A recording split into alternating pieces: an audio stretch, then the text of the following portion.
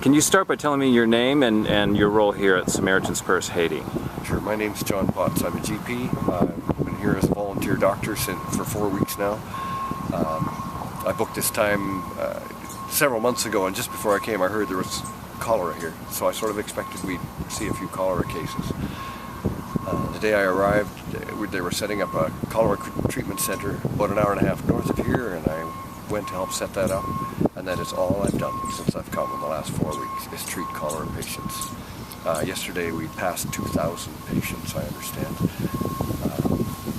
Dramatic stuff. What does a typical day in the clinic look like for you there? This last week the clinic in Bussy has had about 150 beds. So I walk in at the beginning of my shift and there's usually half a dozen people who've just rolled in.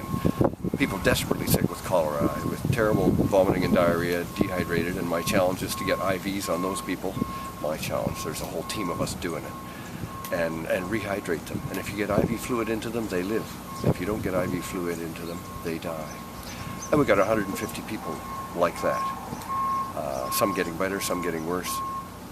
I think there's a few who die, especially the very young and the very old, but only a few. I think we've seen 2,000 patients, and we've had about a dozen deaths in that time.